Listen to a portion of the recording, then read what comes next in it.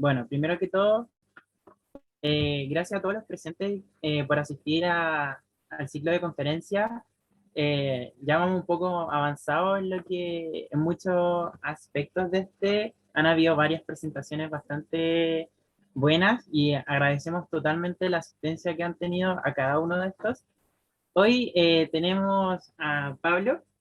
Él es profesor de educación física, es candidato a diplomado de bases de investigación científica y también candidato en magíster de ciencias de la actividad física y del deporte.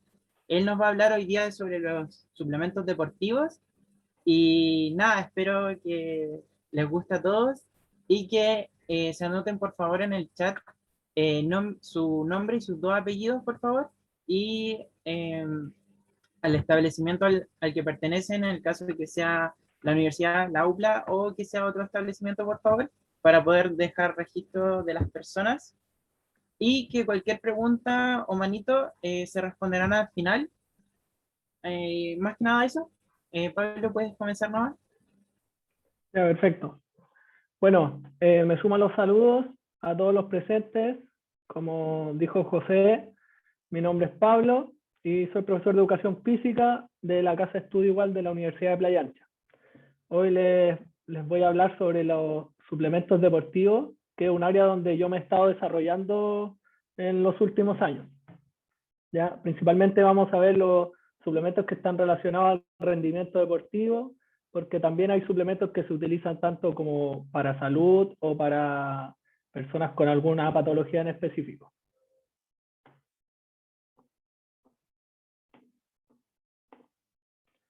Primero que todo, los suplementos deportivos hay que categorizar lo que están dentro de lo que es las ayudas ergogénicas. ¿Ya? Dentro de las ayudas ergogénicas, ¿cómo se definen? Son principalmente sustancias que nos van a ayudar y nos van a dar un plus en nuestro rendimiento deportivo.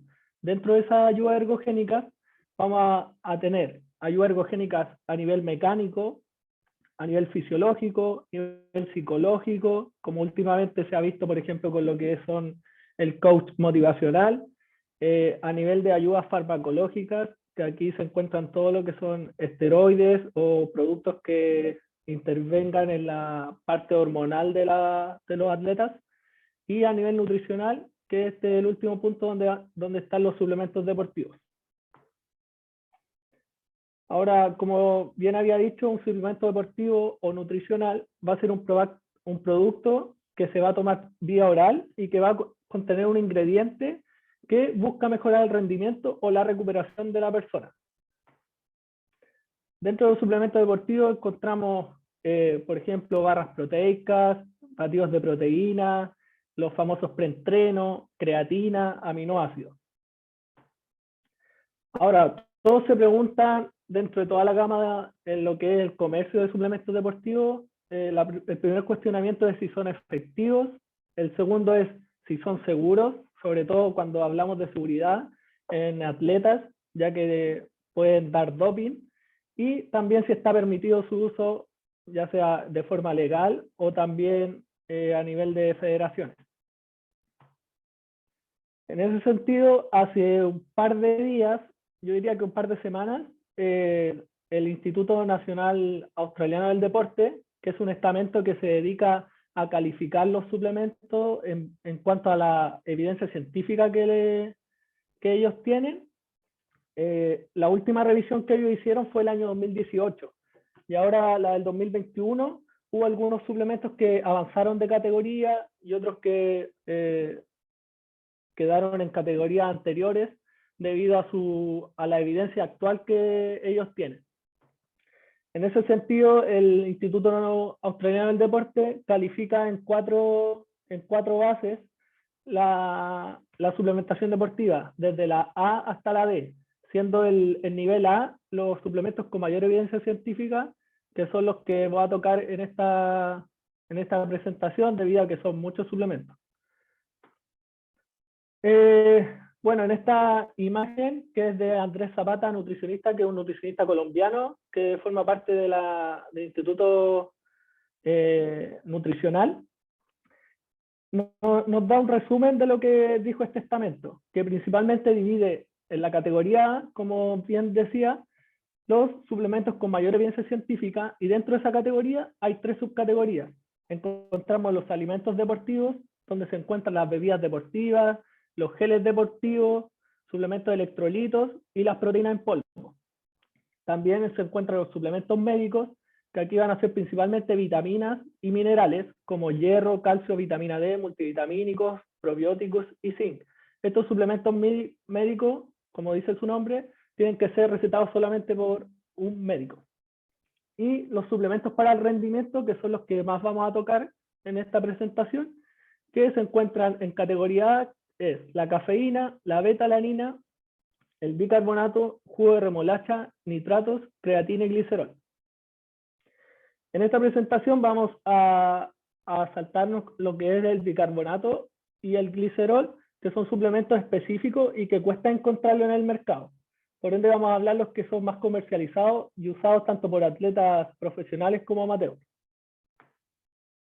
Bueno, acá están los del grupo B, que tienen menor evidencia científica, pero de todas maneras son seguros en su consumo. Dentro de los podemos mencionar, por ejemplo, las vitaminas C y el colágeno y el omega 3, que son como los suplementos más conocidos. Después tenemos el grupo C, que estos ya carecen de evidencia científica, tanto en seguridad como eficacia. Y los de categoría D. Bueno, vamos a ver cada suplemento en cuanto a la evidencia científica que hay disponible sobre la eficacia. Segundo, sus mecanismos de acción. Tercero, las dosis más adecuadas de cada suplemento, sus efectos adversos y en los deportes los que resulta más efectiva. Vamos bien, ¿cierto? ¿Se escucha todo bien? Sí, se escucha todo súper. ¿Sí? Ya, perfecto. Entonces seguimos con el primer suplemento que vamos a ver del tipo A, es la beta-alanina. ¿Qué es la beta-alanina? Principalmente la beta-alanina es un producto que al consumirlo se va a transformar en carnosina, y esa carnosina es una molécula que actúa como buffer, o sea, quiere decir que actúa como un tampón a nivel del sistema muscular, que va a contrarrestar la acidificación que se da cuando uno realiza ejercicio. El mecanismo de acción principalmente se realiza el consumo de beta-alanina, que se va a unir a la L-histidina, y eso va a transformar, como sale acá en la imagen, la carnosina sintetasa, y que se va a unir al fosfato, que es cuando está la molécula ATP, que es la moneda de cambio, que es la que utilizamos como energía para una acción específica. Va a liberar un fosfato, ese fosfato se une a la carnosina y evita la acidificación del organismo. En el nivel de evidencia de la beta-alanina encontramos que actúa en 3 niveles en lo que es el rendimiento deportivo. El primero, que es el endurecimiento muscular, que tiene un nivel muy alto de evidencia científica, en el que incluso se ha notado un aumento del 2,85% en la resistencia muscular cuando se hacen ejercicios que duran entre 60 y 240 segundos. Por ejemplo, ¿cuáles pueden ser estos? Levantamientos de potencia, pruebas de atletismo, natación, por ejemplo. También se ha visto una elevada evidencia científica en lo que es la capacidad de funcionamiento anaeróbico, donde hay un aumento de la resistencia muscular y reduce la fatiga. Cuando hablamos de reducir la fatiga, ¿a qué nos referimos? Principalmente la fatiga se define como cuando la acción muscular que tú estás realizando ya no puedes seguir realizándolo a la misma intensidad, ¿ya? Por ejemplo, si estamos en el gimnasio haciendo una sentadilla de 10 a 12 repeticiones, ya en la repetición número 10 ya tú estás fatigado, por ende ya no vas a poder seguir, ¿ya? En este caso, la beta-alanina ayudaría a que tú puedas tener una repetición extra en cualquier acción muscular que realices. Y bueno, el último, que es la reducción de la fatiga, que te ayuda a mejorar el tiempo hasta el agotamiento, por ende va a durar mucho más en una acción. Algunas de las funciones, está la función de antioxidante, como neurotransmisor, regulación enzimático, es un hipertensivo también, cuando hablamos a nivel de salud, el amortiguador buffer, que a nivel del pH, porque cuando hacemos ejercicio, nuestro cuerpo se acidifica. Por ende, hay una desregulación del pH. También se ha utilizado, o últimamente se está estudiando como agente terapéutico para el tratamiento de la enfermedad de Alzheimer. También tiene efectos inmunológicos y antiedad. Pasando a un estudio de la betalanina, aquí se vio que en un estudio de 7 semanas, con remeros de elite, que cubrían 2000 metros, tomaban 5 dosis diarias de betalanina. Esto era 1 gramo cada 2 horas y 5 gramos en total al diario. Y eso produjo un aumento en el rendimiento de 2,7 a 4,8 segundos en relación con el placebo. Y se vio que los niveles de carnosina que están a nivel muscular, tanto antes como después de la suplementación, estaban altamente correlacionados con las mejoras que se produjeron, principalmente en el rango que eran entre 500 metros y 1500 metros. Además, la betalanina se muestra más prometedora en 2 tipos de ejercicios, principalmente ejercicios que enfatizan la acidosis intracelular, por ejemplo, ejercicios que duran más de 30 segundos, ya que la falla de iones de hidrógeno es mínima en ese tiempo. Los iones de hidrógeno sabemos que cuando estamos haciendo ejercicio se van acumulando a nivel intramuscular, eso es lo que va, uno de los mecanismos que van produciendo la fatiga. Y también en ejercicios de corto de alta intensidad como carreras de velocidad, remo y levantamiento de pesas. Por último, un metaanálisis vio que los beneficios de la betalanina, como anteriormente había comentado, tienden a ocurrir con actividades que van a durar entre 60 y 240 segundos. En los deportes beneficiados, como bien dije, son actividades que duran entre 60 y 240 segundos, pueden ser actividades de atletismo, natación, ciclismo, levantamiento de potencia, de fuerza.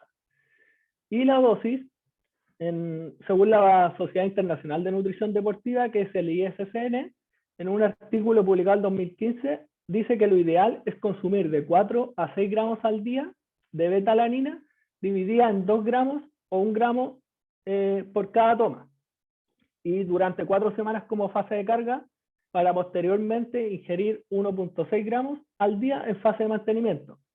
También quiero dar un dato aquí, que los efectos de la betalanina, por ejemplo, si mantenemos durante la fase de carga durante 4 semanas, tú dejas de tomarla cuando terminan las 4 semanas, y el efecto de la betalanina que ingresa a nivel muscular se mantiene incluso hasta 8 semanas, según algunos estudios. En cuanto a la seguridad, toxicidad y efectos secundarios, primero que todo sabemos que la betalanina, al ser un suplemento de la categoría A, es eficaz, seguro. Pero hay un pequeño efecto secundario que a algunas personas les sucede, que es la parestesia, ¿ya? La parestesia es principalmente un hormigueo de la piel que es incómodo, pero en última instancia es inofensivo, ¿ya? Comúnmente afecta a la cara, el abdomen, el pecho e incluso las manos, ¿ya? Este efecto no todas las personas lo padecen, y a medida que si es un consumo regular se va disminuyendo. Pasando al segundo suplemento tipo A, encontramos el nitrato, que el nitrato principalmente su mecanismo de acción es cuando se puede consumir a través de un suplemento, ya sea en pastilla o en polvo, o a través de la alimentación, como lo voy a nombrar más adelante. Pero su mecanismo de acción es el nitrato ingresa al estómago, ya ingresa al estómago del intestino delgado, pero principalmente en el estómago, a través de un proceso gástrico, se transforma en nitrito, y el nitrito va a través de una cadena de señalización, va a producir el óxido nítrico, que es el famoso óxido nítrico que yo creo que muchos han escuchado a nivel de gimnasio o entrenamiento, que está relacionado a lo que es la vasodilatación y el aumento del consumo de oxígeno por consecuencia. Bueno, el óxido nítrico, como dije, se puede encontrar en cápsula o también en polvo. Los beneficios en cuanto al consumo de nitrato va a haber un aumento en el rendimiento en los deportes de resistencia, también va a proteger las células del estrés, va a haber una relajación de los vasos sanguíneos, lo que por consecuencia va a disminuir también la presión sanguínea y va a mejorar la circulación. También en lo que es el entrenamiento va a mejorar la función contráctil del músculo esquelético. Por lo tanto, te va a mejorar la potencia muscular y el rendimiento, por ejemplo, de sprint. Y hay una reducción en el costo de oxígeno cuando tú estás realizando el ejercicio. Por ende, vas a ser mucho más eficiente en esa acción. Algunos deportes beneficiados, el ciclismo y carreras de 4 a 30 minutos. Las dosis más usadas en los estudios científicos ha sido en promedio de 300 miligramos de nitrato en una sola dosis. En deportistas, el consumo se realiza entre 2 a 2.5 horas antes de la competición. Esto según el programa de suplementos deportivos del Instituto Australiano del Deporte. La dosis sería 200 miligramos de jugo de betarraga, que serían 260 miligramos de nitrato. Ahora, ojo aquí, porque ha pasado que muchos deportistas se les ha dado jugo de betarraga en esas dosis recomendadas, pero de forma aguda. O sea, por ejemplo, antes de una competición. Y eso nunca se puede hacer, porque no sabes cómo el deportista va a responder a ese estímulo, a ese nutriente, sin haberlo consumido antes, ¿ya? Entonces hay que tener cuidado cuando uno da un suplemento en un único momento, porque siempre el deportista tiene que haberlo consumido mucho antes para ver su tolerancia, si es que tiene problemas a nivel gástrico, ¿ya? Muy importante eso. Bueno, algunos alimentos que van a tener un alto aporte de nitratos, vamos a encontrar principalmente los que son las verduras y vegetales de color verde. Podemos encontrar la espinaca, la lechuga y la famosa betarraga, que es como el típico batido para conseguir los efectos del nitrato. Bueno, acá una tabla comparativa que te muestra el nitrato desde de los que tienen un alto contenido hasta los que tienen un bajo contenido. Dentro de los que tienen mayor contenido está la remolacha o betarraga en este caso acá, el apio, la lechuga, la rúcula y la espinaca. Y un estudio reciente describió que el consumo de jugo de betarraga en humanos va a inducir a un aumento de los niveles de nitratos y nitritos plasmáticos. Por ende, es un efecto que se va a relacionar con una disminución de la presión arterial, va a mejorar la función endotelial y una disminución de la agregación plaquetaria. Además, también mostró una capacidad antioxidante y antiinflamatoria, que es bien importante cuando estamos a altos niveles de exigencia deportiva. Por otra parte, como un dato, muchas veces se ha hablado que el nitrato produce cáncer o está relacionado con enfermedades de esa índole. Es porque principalmente el nitrato se ha utilizado como conservantes legales, porque también actúa a nivel de eliminar bacterias y se utiliza en tocino, jamón, salame y algunos quesos. En ese sentido, es que Kate Allen, que es la directora ejecutiva de Ciencia y Asuntos Públicos de la Investigación para el Cáncer, dice que lo cancerígeno no son tanto los nitratos y nitritos por sí solos, sino que es la forma en que se cocinan. Y acá da un ejemplo que dice que los nitritos en las carnes procesadas están muy cerca de las proteínas. Y entonces, cuando se cocinan a altas temperaturas, este les permite formar más fácilmente nitrosaminas, y que es el compuesto causante del cáncer. Ahí, ojo para lo que son los embutidos y cocinar a muy alta temperatura. Estamos hablando sobre los 100 grados, los grados centígrados. Pasamos al siguiente suplemento de la categoría, que es la cafeína. En la cafeína, que yo creo que es uno de los suplementos más consumidos a la hora de querer mejorar el rendimiento deportivo, ya sea en cápsulas como en café de grano. Principalmente su mecanismo de acción va a ser como un bloqueador de los receptores de adenosina. ¿ya? Aquí tenemos la célula cerebral, adenosina, son estos puntitos aquí verde flúor, que son los que te hacen sentir cansado, y acá tenemos el receptor de adenosina. ¿Qué hace la cafeína? Le gana la carrera a la adenosina y se posa en el receptor de adenosina, provocando un bloqueo de esos receptores. ¿Y eso qué produce? Que haya a nivel del sistema nervioso central, lo active, y generando a nivel de rendimiento una mayor tolerancia al esfuerzo y al dolor, un aumento de las catecolaminas. A nivel muscular te va a mejorar la activación muscular y un menor dolor post-entrenamiento, y a nivel de sistema energético va a haber una mayor oxidación de grasa y una elevación en el metabolismo.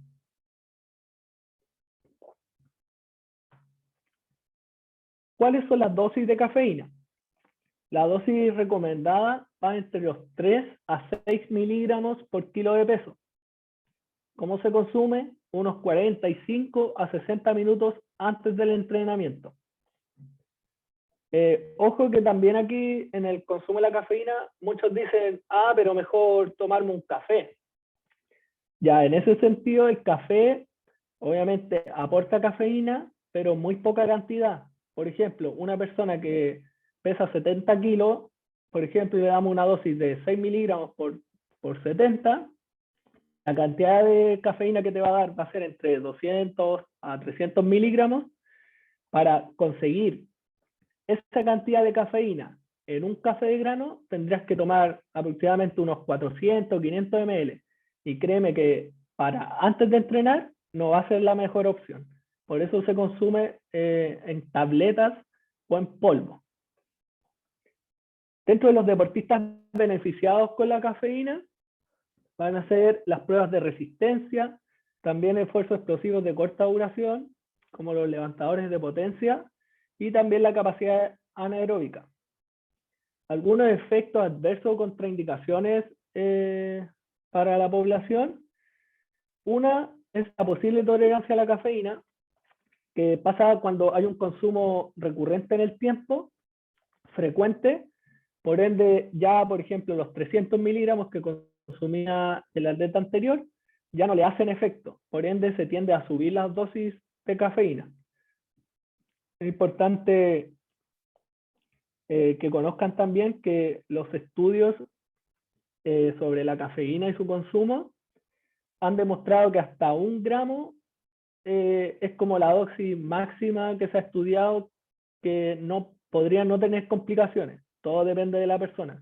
Así que lo que mejor se recomienda es ciclar la cafeína. En el momento que tú estás tomando una dosis frecuente en el tiempo y ya consideras que no te hace el mismo efecto que la primera vez que lo tomaste, puedes dejar entre 1 a 2 semanas sin consumir nada de cafeína para que tu cuerpo se limpie, entre comillas, y vuelva nuevamente a sentir el efecto de la cafeína cuando vuelva a consumirla.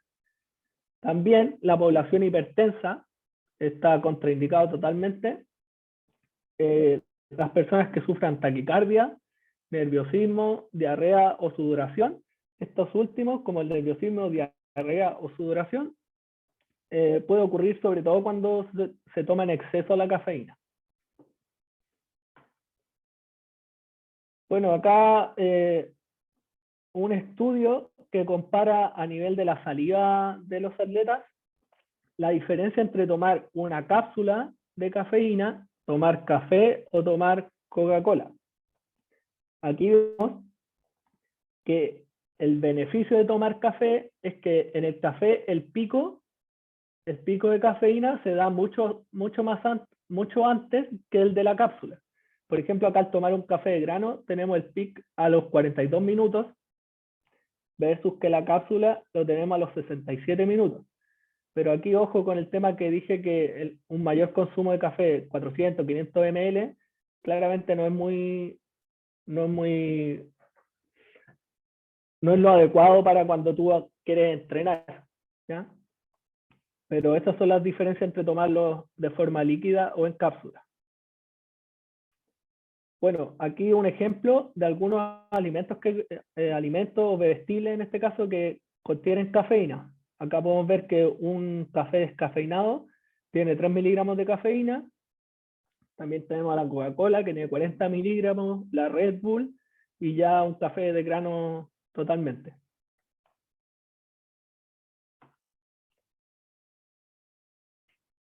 Bueno, pasamos al segundo suplemento, que es del tipo A, que es la creatina. También uno de los suplementos más usados y además uno de los suplementos con mayor evidencia científica, ya que se viene estudiando aproximadamente desde los años 60. ¿Ya? ¿Qué es la creatina?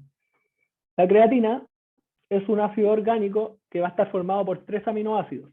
Esos aminoácidos son metionina, glicina y arginina. Estos se juntan y forman la creatina.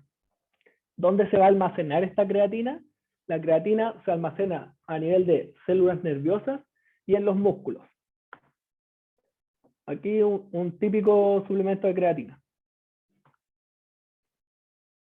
¿Cuál va a ser el mecanismo de acción de la creatina? Como dije anteriormente, para hacer una acción muscular, ya sea de fuerza o simplemente levantar algo, caminar, ocupamos el ATP. Cuando ocupamos el ATP pierde su fosfato y se transforma en ADP. ¿Ya? Entonces, este es un ciclo donde pierde el ADP, después la creatina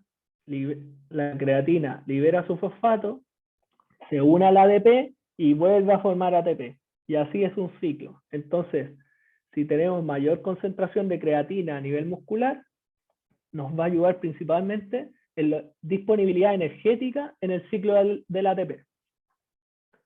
¿Qué formato encontramos de creatina? Los formatos que encontramos en el mercado es el monohidrato de creatina, la creatina alcalina, la creatina malato, etc. Y también en forma micronizada, que principalmente es la misma creatina monohidrato, pero sus partículas son mucho más finas. Es como, por ejemplo, la monohidrato normal sería como el azúcar, como esa textura, y la micronizada sería como el azúcar flor. Es como la única diferencia en la capacidad que tiene de disolverse en un líquido.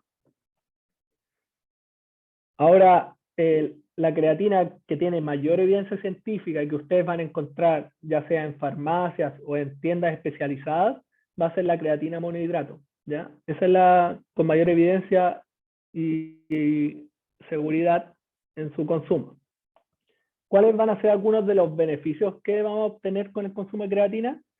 Primero, las ganancias de masa muscular. Va a producir un aumento de la fuerza. También en personas diabéticas va a haber un control de la glucosa. En hombres y en mujeres mayores va a prevenir la pérdida de masa ósea. En personas mayores también mejora la capacidad cognitiva, porque muchos sabemos que a nivel del cerebro, el cerebro consume glucosa, pero no solamente glucosa, sino que muchos otros nutrientes. En este caso, el cerebro también se alimenta de la creatina. También te va a ayudar a reducir los síntomas de depresión y aumento en el estado de ánimo, que este beneficio aún se está estudiando cuál es el mecanismo a nivel bioquímico de señalización que produce ese beneficio, porque solo se ha visto asociaciones de la creatina versus el sistema de los síntomas de depresión. Y por otra parte, eleva la pérdida de grasa en personas mayores a 50 años que entrenan fuerza. Los deportes favorecidos con el consumo de creatina van a ser los velocistas, levantadores de potencia y en el culturismo. ¿Ya? En esta gráfica podemos ver que sabemos que hay tres, dentro del sistema energético tenemos el sistema de los fosfágenos, que es la línea azul acá, que es el sistema energético que vamos a ocupar durante los primeros segundos de una actividad. Y es ahí donde la creatina actúa. Las dosis de creatina para fases de carga, que la fase de carga principalmente es para atletas o personas que quieran obtener los beneficios de la creatina en corto tiempo. Para eso la fase de carga consiste en 5 días, 5 a 7 días, donde tú consumes entre 20 y 25 gramos por día, ¿ya? Pasa esa semana de carga y después se mantiene, que sería la fase de mantenimiento, con 3 a 5 gramos por día, ¿ya?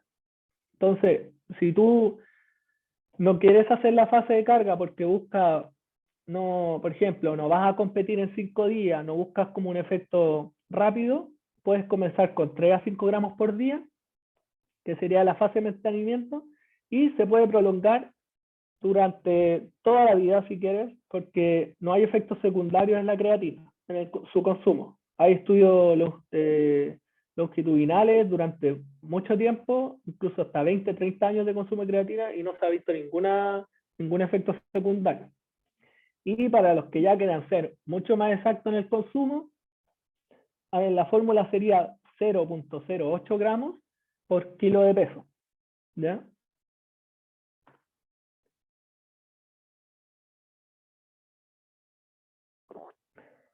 Ahora, algunas recomendaciones que les puedo dar para el consumo de creatina. Unas recomendaciones que puede ser es que su consumo sea después del entrenamiento. ¿Por qué? Primero que todo, hay que saber que la creatina se va a almacenar a nivel, en cuanto a lo que es rendimiento deportivo, no importa su almacenamiento a nivel muscular, ¿ya? Ese almacenamiento a nivel muscular necesita que sea constante, por ende la creatina se tiene que tomar todos los días, independiente de si entrenas o no entrenas, ¿ya?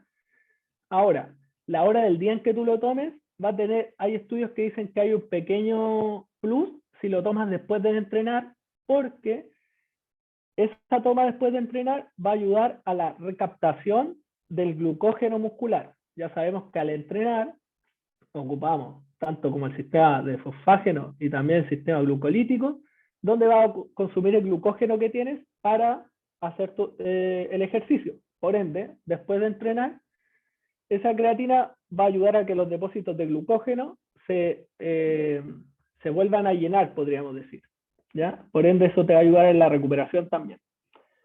Y para las personas que no quieren tener un consumo sostenido, se puede hacer un ciclo que serían de 6 semanas de consumo por 1 semana de descanso, ¿ya? Bueno, acá en este gráfico vemos como los nutrientes por un lado y la demanda energética. Esto es principalmente cuando hablo de los beneficios de después del entrenamiento, que es a través de la translocación del GLUT4, que el GLUT4 es el transportador de glucosa que va a llevar la glucosa a tu músculo, ¿ya?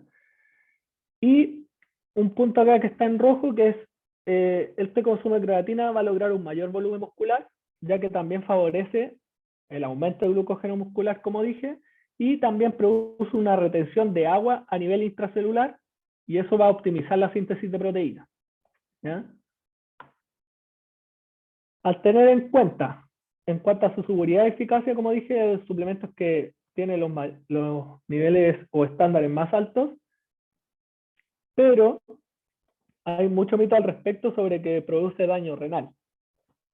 Sin embargo, el estudio que se hizo famoso por este caso de daño renal fue solamente porque la persona tenía una preexistencia a nivel de riñón.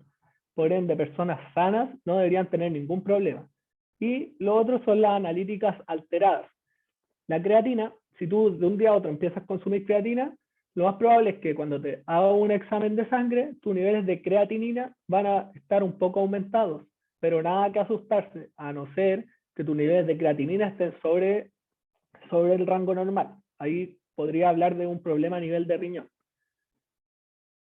Y bueno, también dentro de la creatina hay personas que no se favorecen de estos beneficios, ¿ya? La eficacia está lejos del 100%, hay un 20 a 30% de personas que no responden a la creatina, al igual que personas que no responden a tratamientos médicos, y así que el efecto es muy variable y persona a persona. Por último, pasamos a las proteínas, que ya son de los suplementos más consumidos también dentro con la creatina y la cafeína, que son los famosos batidos, ¿ya? Primero, las proteínas se definen como un compuesto que va a estar formado por una cadena de aminoácidos, ¿ya? Las proteínas van a estar jugando a favor de una síntesis proteica, como también en una degradación proteica. Dentro de los aminoácidos que se encuentran para formar una proteína, tenemos los aminoácidos esenciales y los aminoácidos no esenciales. Los aminoácidos esenciales son los que el cuerpo necesita sí o sí para sus procesos. ¿Para qué sirven?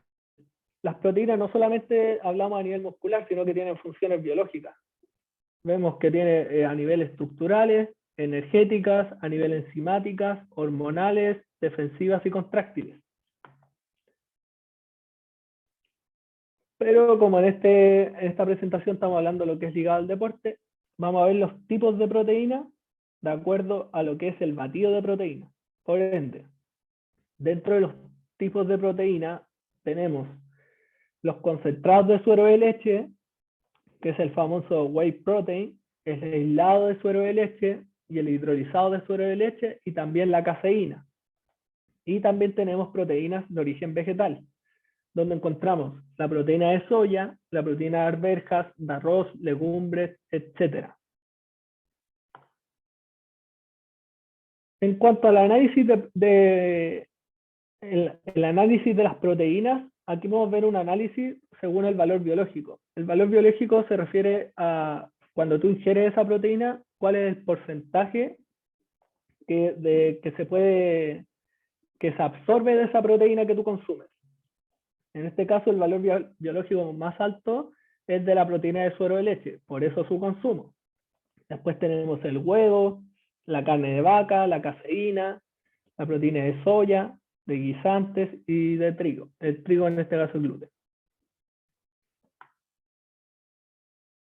La principal diferencia que vamos a encontrar entre la whey y la caseína, que esto igual se da a confusión porque uno dice, pero ¿tomo whey o tomo caseína? Hay que saber que la whey y la caseína se saca de la misma leche, ¿ya? La leche a través de un proceso separa lo que es la whey protein y lo que decanta es la caseína, ¿ya? Ahora, ¿cuál es su principal diferencia? Es que el whey protein tiene un vaciado gástrico mucho más rápido que la caseína, ya que su proceso de digestión, por ejemplo, en este caso, a nivel de la whey, se da el pic en los primeros minutos que tú la consumes, ¿ya? A nivel del aminoácido leucina, que es uno de los aminoácidos más importantes para medir la síntesis proteica. Entonces nosotros consumimos el whey y en los primeros minutos tenemos el pic a nivel de síntesis proteica, a nivel muscular. Y en la caseína no generamos un pic, pero sí el efecto de la síntesis proteica a nivel muscular o de los aminoácidos en sangre se mantiene durante más tiempo. Acá tenemos un versus de entre el suero de leche, la proteína de soya versus la caseína. ¿Ya? Esta es la presencia de aminoácidos en sangre tras la ingesta de varias proteínas. Por ejemplo, acá tenemos la whey que como vemos que ya a los 30 minutos da un pic y luego va bajando. Tenemos la proteína de soya, que vemos acá que la cantidad de aminoácidos que trae una proteína vegetal es un poco menor a la de origen animal, por ende el pic no es tan alto. Y la caseína, como anteriormente vimos, no da un pic, pero se mantiene mucho más estable durante el tiempo. Bueno, la disputa acá entre la proteína vegetal o versus proteína animal, en un estudio se compararon los resultados de 12 semanas de entrenamiento. Unos se suplementaron con proteína de whey, de suero de leche, y otros con proteína de guisante. Para ello se seleccionó 137 individuos, se dividieron en partes iguales en el grupo whey, grupo guisante y un grupo placebo. Cada grupo tomó un batido de cacao, banana y sus respectivas proteínas. 50 gramos diarios de whey y 50 gramos de guisante. Al finalizar el estudio, se analizó las diferencias en las ganancias de perímetro muscular, tanto en brazos como en fuerza máxima. ¿Y qué se observó? Se observó mejora entre los grupos que tomaban proteína en polvo frente al grupo placebo, Sin embargo, no hubo diferencia significativa entre el grupo que tomaba proteína de suero de leche, en este caso de origen animal, y los que tomaban proteína de guisante de origen vegetal. No hubo diferencia significativa. Por ende, si tú eres vegano o vegetariano y consumes proteína vegetal, puedes llegar a los mismos resultados que una persona que consume proteínas de origen animal. ¿Cuáles van a ser los beneficios del consumo de proteína en deportistas? Vamos a tener mayores ganancias de masa muscular debido a un aumento en la síntesis proteica, un aumento de la fuerza, un control de la glucosa en personas diabéticas, reducción del hambre, por lo tanto hay una mayor saciedad, también un refuerzo del sistema inmune, hay una mayor recuperación muscular y va a mantener la masa muscular, en este caso si llevas por ejemplo una dieta normocalórica o por ejemplo en personas mayores va a ayudar a que ellos puedan mantener su masa muscular. Ahora también hay otros beneficios que están fuera, podríamos decir, del nivel de elite o de deportistas, cuando hablamos a nivel estructural como de masa muscular. También el batido de proteína va a tener beneficios a nivel de la salud intestinal, debido a que la proteína es rica en el ácido glutámico, ¿ya? Y este ácido glutámico se convierte en glutamato y va a actuar a nivel de la flora intestinal. Podría tener un efecto prebiótico, ayudando a la diversidad de la microbiota, y también se han visto beneficios en trastornos como la enfermedad de Crohn y colitis ulcerosa. Bueno, acá podemos ver que el total de la proteína de la leche, tenemos que el 80%, por ejemplo, de un vaso, el 100% se divide entre un 80% que es la caseína, que es lo que decanta, y el suero de leche, que podríamos en este caso sacar el 20%. Y el whey protein contiene todos estos porcentajes de lactoglubina, lactalbumina, inmunoglobulina, lactoferrina, que van a ser los que nos van a traer esos beneficios a nivel intestinal. Además, cabe destacar en este caso que la proteína por sí sola también va a estimular la insulina, ¿ya? Su aporte también de cisteína va a elevar la producción de nuestro antioxidante más poderoso, que es el glutatión. Y eso te va a ayudar a reducir el estrés oxidativo, sobre todo cuando estás con cargas muy altas de entrenamiento, y también es conocido por su capacidad antitumoral. Y la lactoferritina, que es un compuesto que trae la leche, también combate las células cancerígenas y la metástasis por distintas vías, mejorando, por ejemplo, la respuesta del sistema inmune. Y también se han visto resultados favorables en el estado nutricional de pacientes en tratamientos con quimioterapia al suplemento con proteína de suero de leche. Ahora llegamos a cuáles son las recomendaciones en el consumo de la proteína. Las dosis dietéticas recomendadas actualmente son antiguamente las respuestas eran, en cuanto a la ingesta de proteína, eran bastante bajas, entre 0,8 gramos por kilo de peso por día. Estamos hablando como en el año 2000. Pero actualmente la última evidencia científica, hace por lo menos los últimos 5 años, se habla que el consumo adecuado de proteína va entre 1,6 gramos a 3 gramos de proteína por kilo de peso corporal. Ahora, ¿de qué depende si tomamos el rango mínimo o el rango máximo? Va a depender, primero, la persona, el objetivo que tenga la persona, si es atleta, su edad, por ejemplo.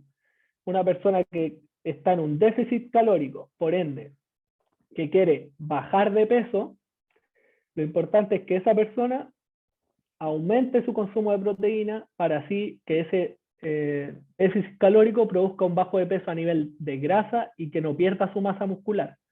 En ese sentido, ella podría consumir el rango máximo, que sería el de 3 gramos de proteína por kilo de peso.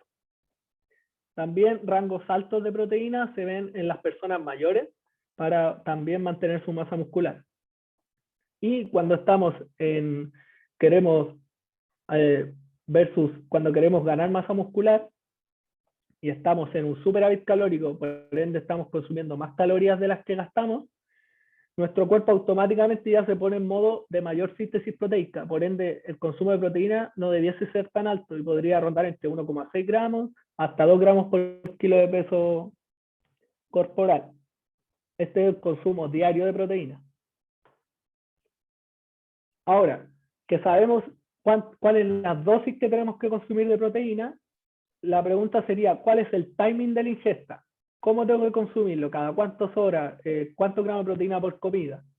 Bueno, en este estudio del 2013 distribuyó la cantidad de comida en 8 tomas diarias, 4 tomas y 2 tomas para saber de las personas que consumían 8 comidas, 4 comidas y 2 comidas, en cuál de ellas se elevó mayor la síntesis proteica.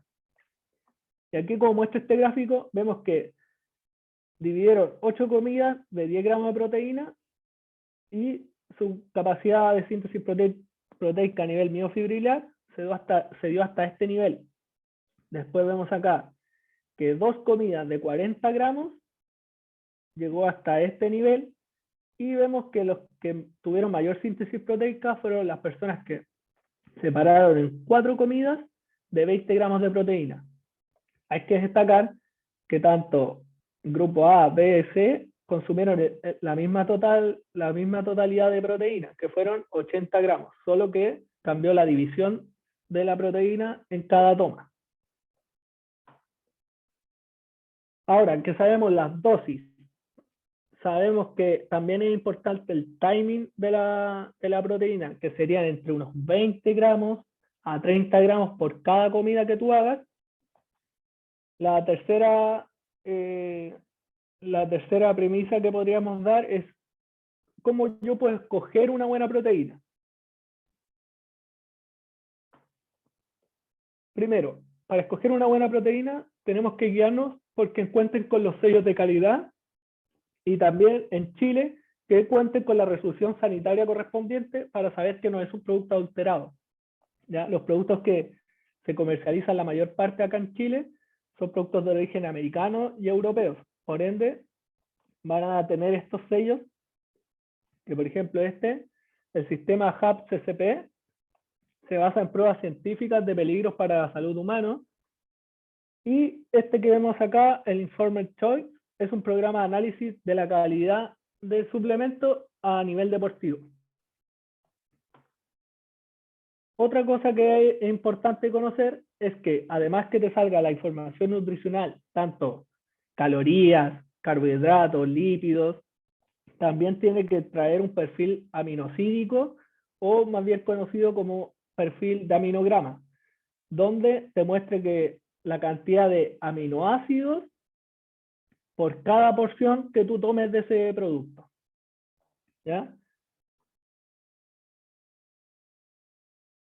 En esto quiero destacar que es importante que el aminoácido que se encuentre en mayor concentración sea la leucina, que es el aminoácido que podemos ver acá, que si lo vemos acá a la rápida, vemos que tiene una mayor concentración que todos los otros aminoácidos.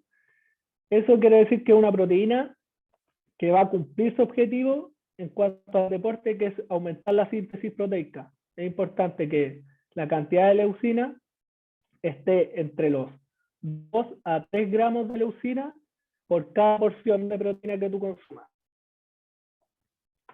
¿Cuál sería una mala elección?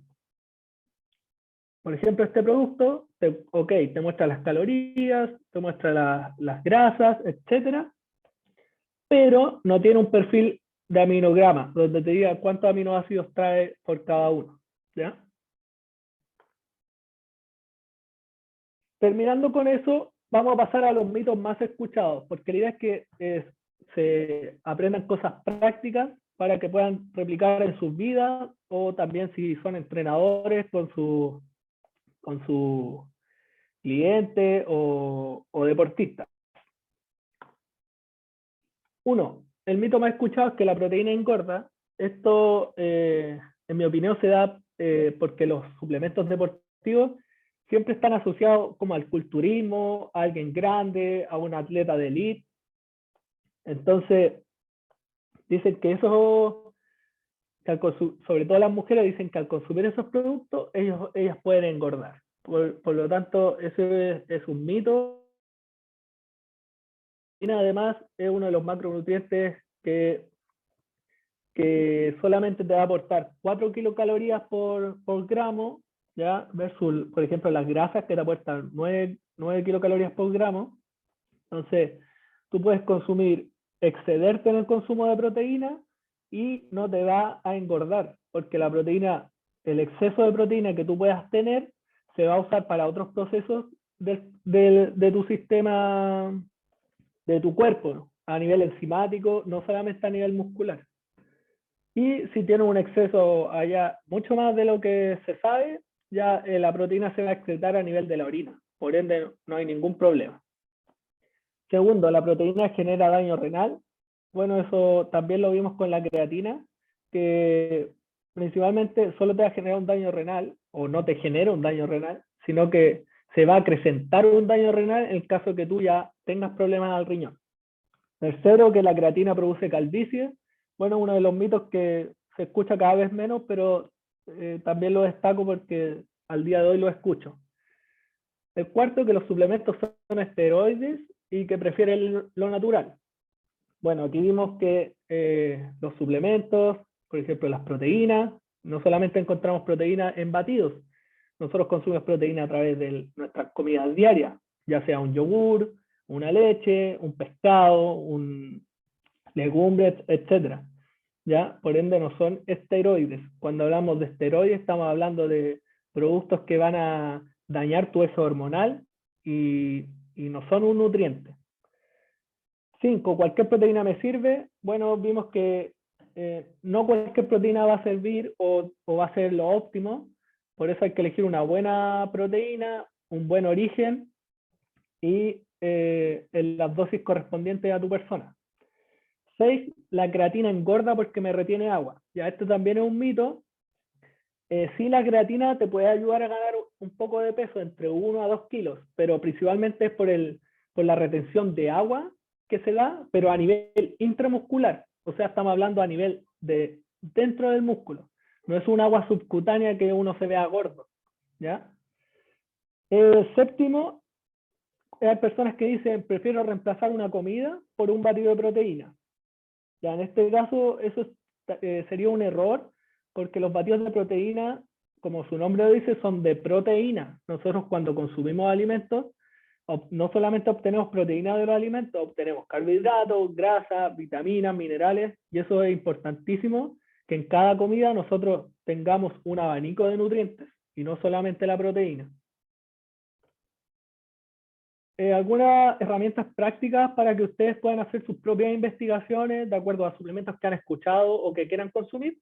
Tengo 2 páginas, que uno es el examin.com, ¿ya? Y el Instituto Nacional de Salud, donde ustedes aquí pueden ingresar el suplemento que ustedes están buscando y les va a salir los estudios científicos, nivel de evidencia, para qué sirven, dosis, etc.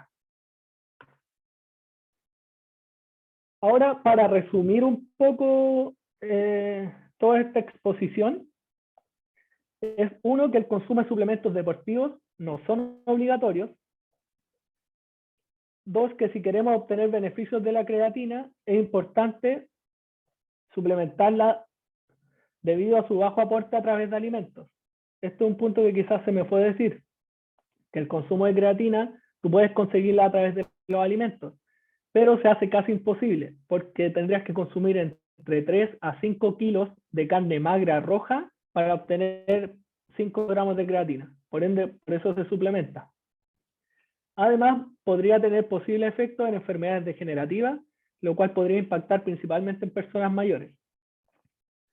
Otro, que el consumo de suero de leche va a traer beneficios para combatir la sarcopenia, que la sarcopenia se define que es como la pérdida de masa muscular, va a mejorar la salud intestinal, entre otras.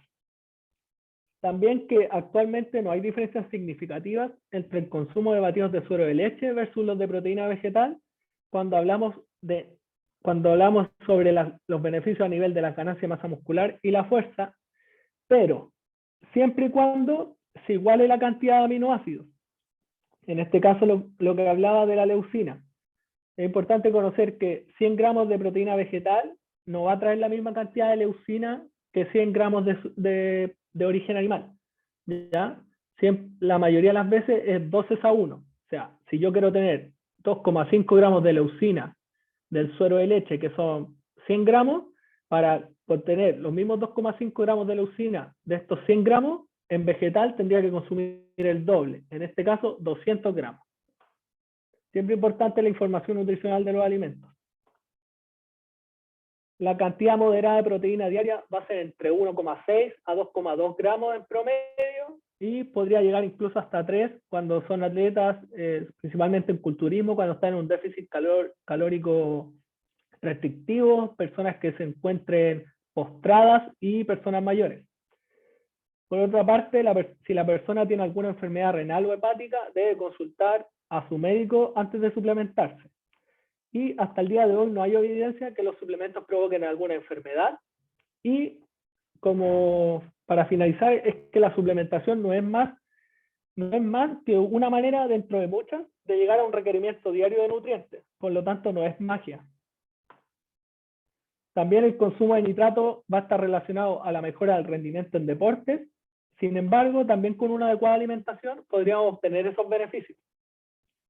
Frente al consumo de la cafeína, es importante tener en cuenta que las dosis recomendadas y los periodos de descarga, y también que el consumo de café versus la pastilla de cafeína tendría grandes beneficios para la salud. En este caso, este es un estudio que también presenté en alguna charla el año pasado, que es un estudio bastante bonito, podríamos decir, que fue en el año 2020, que habla de posibles beneficios que puede tener el consumo de café. ¿Ya?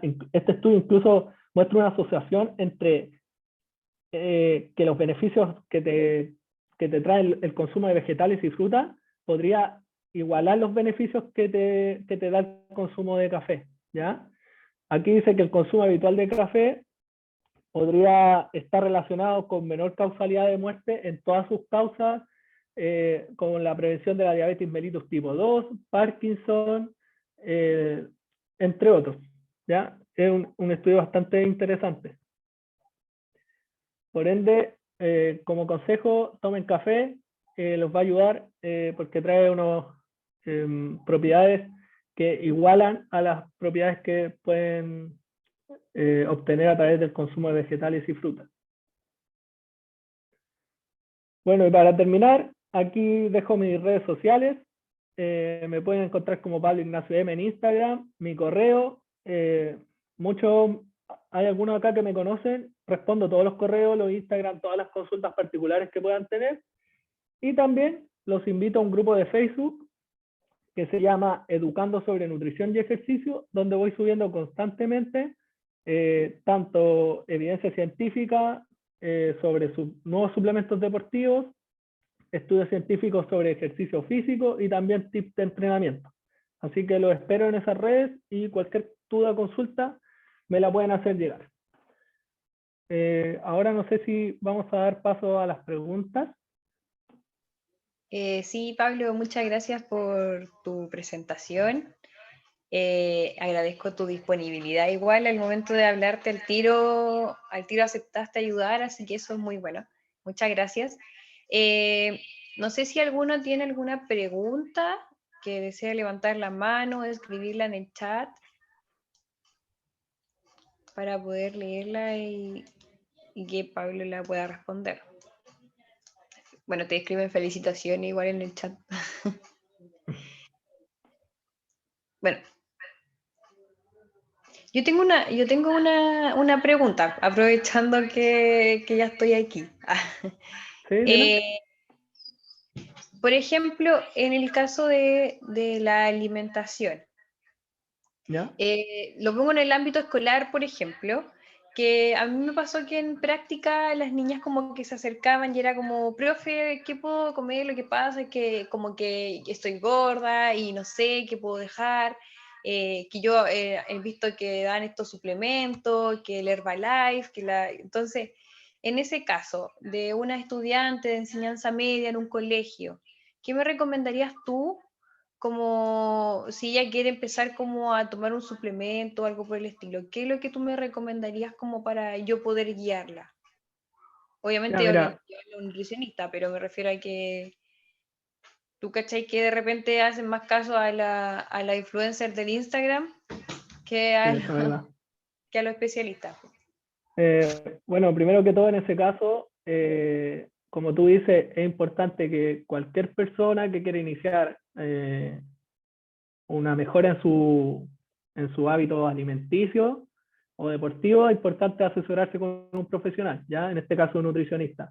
Ahora, uno, como profesor de educación física y con igual conocimiento en lo que es la alimentación saludable, uno igual puede dar algunas recomendaciones. Por ejemplo, en el caso de un estudiante, primero que todo preguntarle cuál es su alimentación diaria, preguntarle qué consume al desayuno, qué consume al almuerzo, y así nosotros podemos saber qué podríamos incluirle como para que ella consuma. En su edad, como están recién, yo no le recomendaría un suplemento en primera instancia, principalmente su alimentación, y en ese caso podríamos agregar lo que son ahora los famosos yogures de proteína eh, y las leches de proteína también. Esos van a ser productos que le van a ayudar porque no solo la proteína te va a ayudar como al tema de la masa muscular, sino que también te produce un efecto de saciedad. Por ende, eso hace que quizás si ella está consumiendo demasiadas calorías, al consumir, en vez de consumir mucho más carbohidratos, va a consumir un poco más de proteína, eso le va a dar mayor saciedad. Por ende, va a bajar su consumo calórico. ¿Ya? Entonces, eso yo podría recomendar principalmente los yogur de proteína, que podrían ser específicamente los yogur long con leche de 14 gramos de proteína, porque hay un estudio que todavía no ha salido a la luz, pero voy a dar un spoiler del estudio, pero un estudio que se hizo acá en Chile que habla de todos los yogures de proteína, que el que tiene mayor cantidad de leucina, que es el aminoácido que yo expuse, que es como el principal para la síntesis proteica, el yogur de leche es el que tiene mayor concentración. Entonces, en este caso recomendaría las leches y el yogur leche.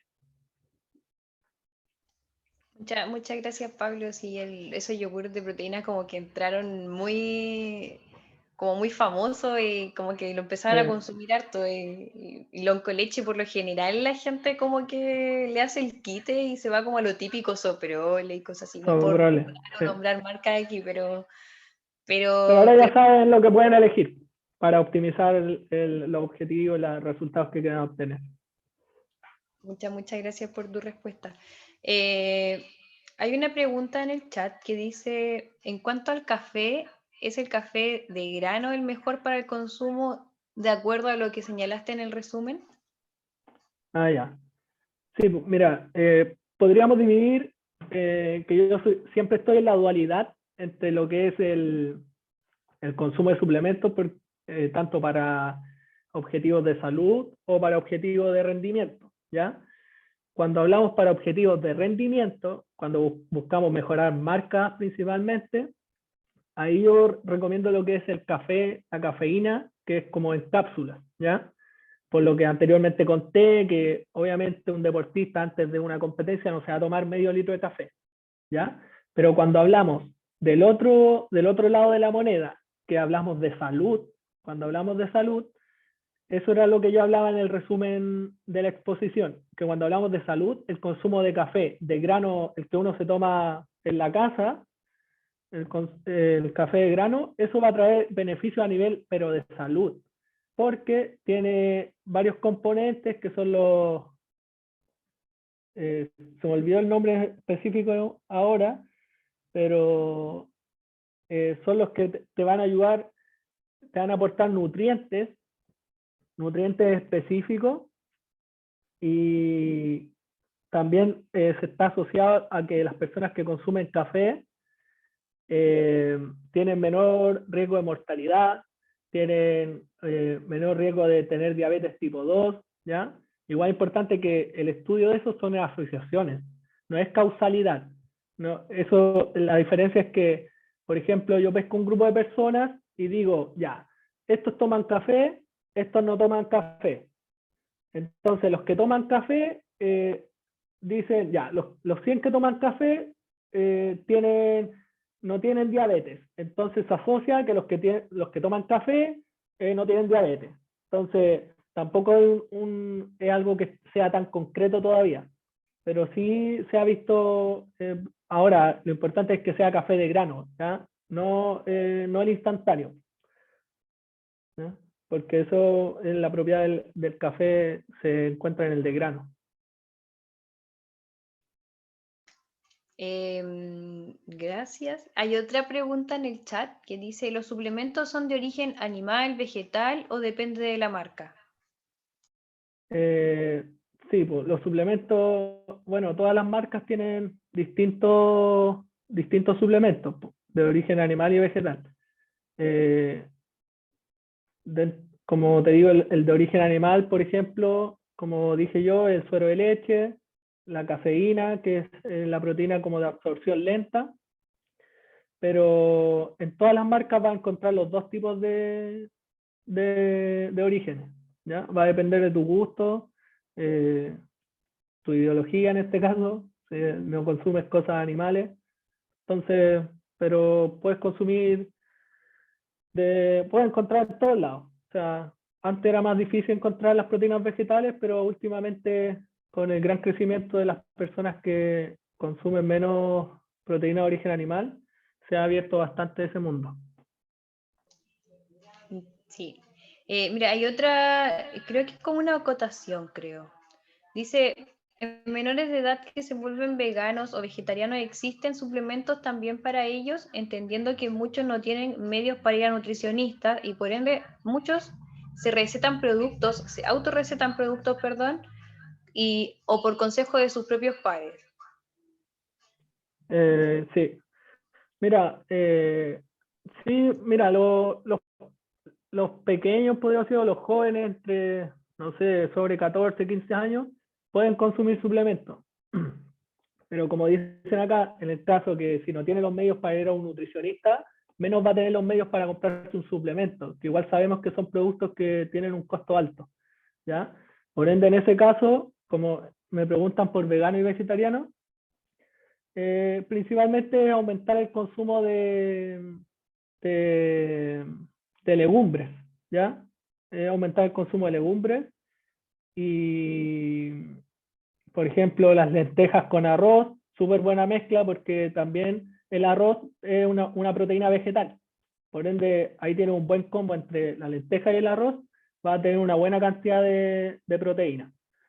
Pero eso, en el caso que no quieran tomar un suplemento. Ahora también pueden consumir suplementos de batidos, tiene suplementos de proteína de arveja, por ejemplo, y en ese caso la mamá, el papá, alguien de la familia puede hacerle queques de proteína, ¿ya? Y se puede llevar de colación queques de proteína sin ningún problema. Entonces, hay hartas formas de poder cumplir esos requerimientos. Ahí te pusieron que gracias en el chat. Hay otra pregunta. Dice, tengo una pregunta respecto a la caseína. No sé si es caseína o cafeína lo que quiso escribir, pero... No. Ya. Ok. Dice, he leído que es mejor tomar una porción de caseína antes de dormir. Al ser de absorción lenta, nos beneficiaríamos mucho en la síntesis de proteína en las horas de sueño. ¿Qué tan cierto es? Buena pregunta. Mira, como tú dices, está lo correcto que la caseína es una proteína de absorción lenta, por ende durante muchos años, principalmente las marcas de suplementos, que su función última es vender, sacaron la caseína como que era el mejor suplemento para irte a la cama. O sea, antes de dormir tenías que tomarte eso porque durante las horas que duermes la idea es que tu cuerpo se mantenga en un anabolismo muscular, en una síntesis proteica, por ende ese suplemento va a cumplir ese objetivo. Pero la última evidencia científica ha demostrado que sí cumple con lo que dice, en el sentido de que es de absorción lenta, pero si una persona consume 80 gramos de proteína versus otra persona que ocupa los mismos 80 gramos de proteína y uno consume caseína y el otro no consume caseína, van a llegar a los mismos resultados. Por ende, no hay mayor beneficio en consumir caseína. ¿ya? Va a depender, en este caso, del gusto. Además, en cuanto al bolsillo, a lo monetario, la cafeína es un suplemento mucho más costoso que el suero de leche común. Por ende, si la cafeína no te está aportando mayor beneficio que este suplemento, ¿para qué vas a pagar de más? Eso sería como la diferencia. Pero siempre en cuando, como para terminar, siempre cuando llegues a tus requerimientos de proteína totales que te corresponden, ya sea a través de caseína, proteína vegetal, proteína de suero de leche, se van a cumplir tus objetivos. Siempre llegando a los requerimientos. Puso interesante. Ahora caché que abajo decía si acaso era algún tipo específico de café, robusta, arábico u otro tipo de grano. ¿Daría lo mismo para los beneficios de salud? En ese caso, por lo menos los estudios que yo he leído, hablan como del café en general, ¿ya? No he visto todavía un estudio donde se especifique qué tipo de café, ¿ya? Aquí están los polifenoles, ahí está la palabra, los polifenoles que trae el café, se van a encontrar tanto el robusto, arábico, ahora habría que quizás investigar si hay uno u otro tiene una mayor concentración, pero en este caso cualquier café te va a traer los beneficios a la salud. Igual voy a ver si hago llegar ese estudio que está por ahí, lo tengo archivado, para que lo pueda leer. Y si es que no me equivoco, aquí también puso que los garbanzos son los mejores granos en cuanto a proteína. Los, No sé. sí, los garbanzos, bueno, como digo, toda la proteína vegetal, pero en cuanto a la proteína vegetal que se ha visto en cuanto a la evidencia científica, que tiene la mayor cantidad de aminoácidos, en este caso la leucina, que es el principal, es la proteína de arveja. Esa es como una proteína que tiene mayor concentración de aminoácidos. Si tú puedes consumir arveja o proteína en batidos de arveja, va a ser mucho más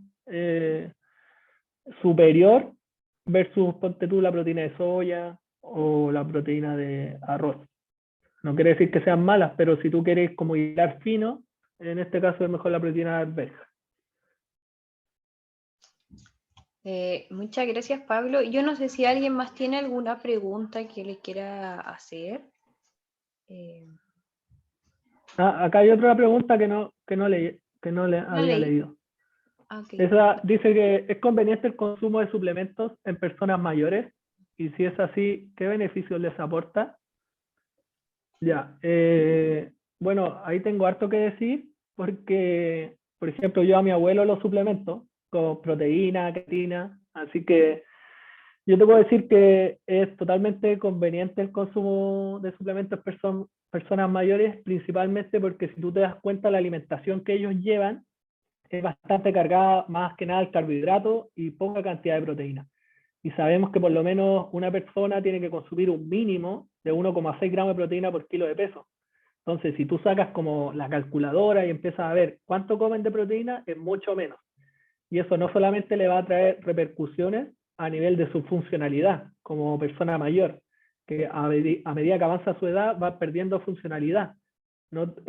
Pierden la masa muscular, pierden la capacidad de generar fuerza, y todo eso va a traer como consecuencia que, por ejemplo, pierdan masa mineral ósea, que si es que se caen, por ejemplo, hay un estudio bien interesante donde personas mayores que consumen mayor aporte de proteína tienen menor riesgo de fractura y de caídas, ¿ya? Entonces, ahí hay algo muy importante y sabemos que más del 80% de las personas mayores que sufren un accidente terminan en fractura, ¿ya? Y sabemos que para una persona mayor terminar en fractura quiere decir que esa persona mayor probablemente quede postrado, ¿ya? Entonces, hay bastante beneficio ahí. Y en cuanto a la creatina, los últimos estudios del consumo de creatina a nivel cerebral se ven factores a nivel cognitivo, principalmente en la enfermedad del Alzheimer. Todavía no está, como te digo anteriormente, hay una asociación entre el consumo de creatina y una disminución en el avance de la enfermedad de Alzheimer, y el deterioro cognitivo, pero todavía no está como el mecanismo exacto del por qué se da. Muchas gracias. Ahí ya llegaron unos comentarios de que está todo un físico-culturista tu abuelo y que después de esto irán corriendo a Multisuple. Bueno, personalmente es cierto, Pablo siempre responde, yo igual le hablé de manera personal y te orienta como súper bien, como que eso es algo súper, súper bueno. Nosotros igual publicamos su pyme, por así decirlo, en nuestro Instagram, así que la pueden buscar. Está en la casilla de pymes EFI. Así que eso, en vista de que no hay más preguntas, quiero agradecer tu participación de esto, tu disponibilidad y tus ganas por asistir y todo. Así que de verdad que muchas, muchas gracias. Y agradecer a todas las personas que se conectaron y participaron. Bueno, muchas gracias a ustedes, ya que todos tenemos un tópico que nos fascina, nos gusta y es el día a día. Así que a mí feliz que me inviten a participar y sé que puedo aportar bastante porque igual en educación física, por lo menos de cuando yo estudiaba, había harto desconocimiento en la suplementación. Y yo los últimos años me he dedicado a eso, así que feliz de aportar. Muchas, muchas gracias, Pablo. Eso, damos por finalizada la exposición de hoy. Nos vemos, si es que no me equivoco, el próximo viernes. Vamos a estar publicando quién es la persona que viene y todo eso. Que están libres. Adiós. Hasta luego. Chao. Bien. Gracias.